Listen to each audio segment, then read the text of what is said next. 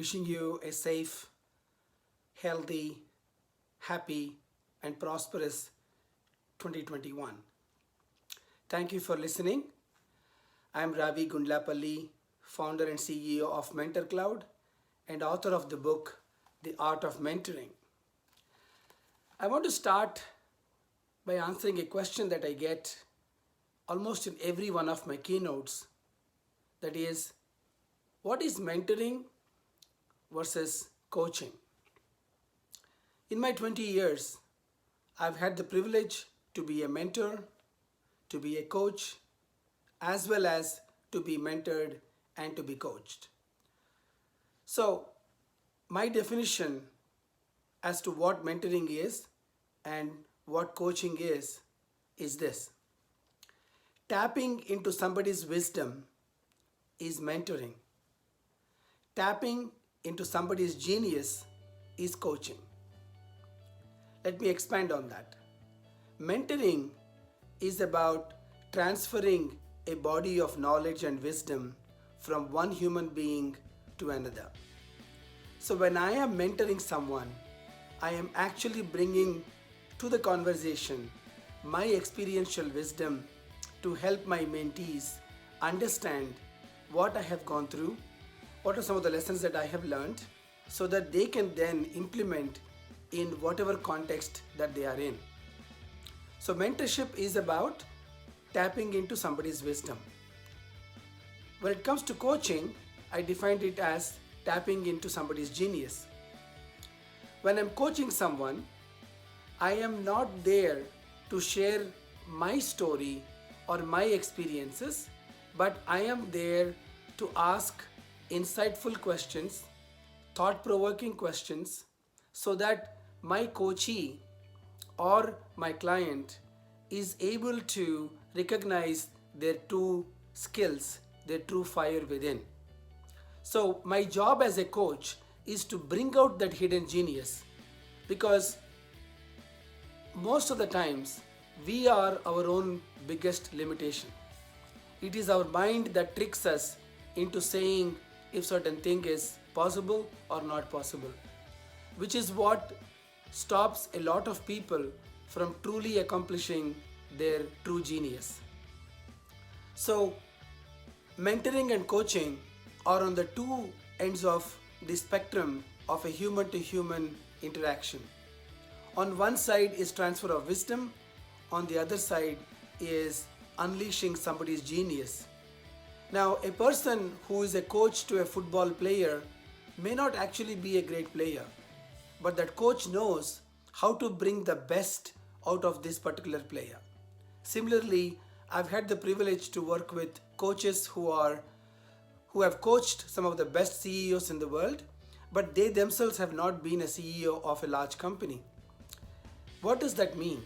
What that means is, as an executive coach, as a leadership coach, these individuals have the unique skill and a tactic to be able to bring out the genius out of the other people by asking the right questions, by helping their coachees go through an introspection process, a thought process, so that they themselves identify what their true genius is, and then they're able to take actions. Once that cloud of doubt is gone, once that inner genius is identified, then sky is the limit, as they say.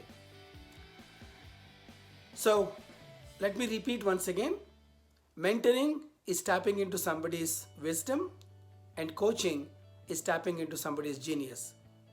Now, I was once in Asia, in Kuala Lumpur, giving a talk on the art of mentoring on my book, and there was a wonderful question. A person asked, as a parent, am I supposed to be a coach or am I supposed to be a mentor? Now, I have never been asked that question in all the keynotes I've given in 4 continents. And the 5th continent that I'm yet to go to is Australia and New Zealand, which I'm sure is going to happen very soon.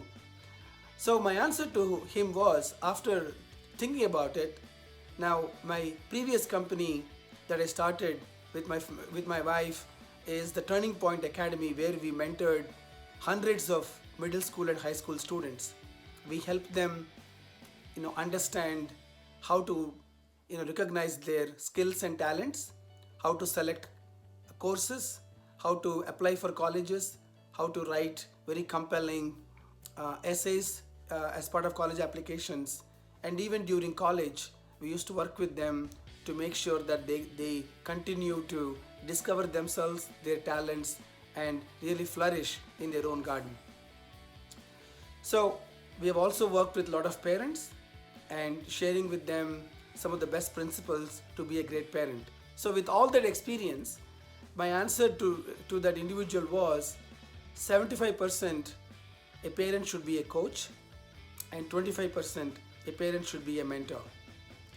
That means as a parent, we need to be a very intense observer of our children.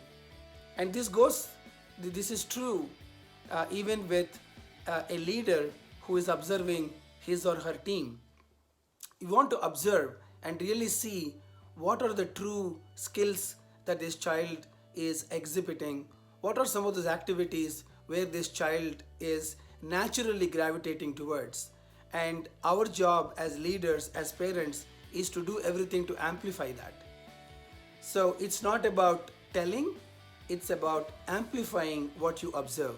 So 75% of the time, it is best to be a coach and identify and extract the true genius that this particular individual, is designed or is here to bring to the world.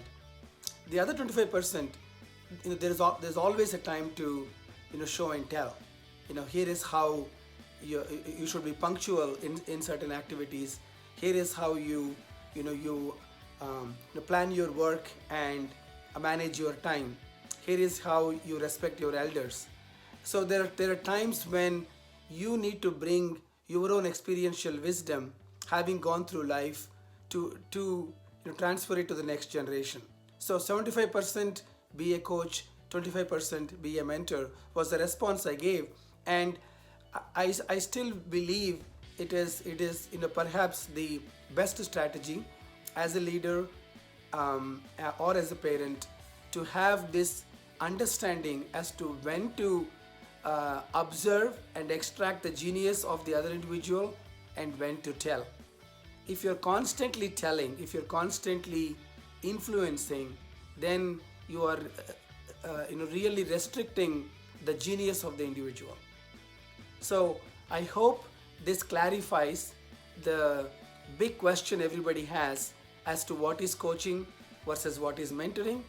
And I hope you surround yourselves with wonderful coaches who can bring out the genius out of you, and wonderful mentors and who can actually help you avoid costly mistakes by sharing their own stories, so you can accelerate your own development, your own learning to achieve your full God-given potential.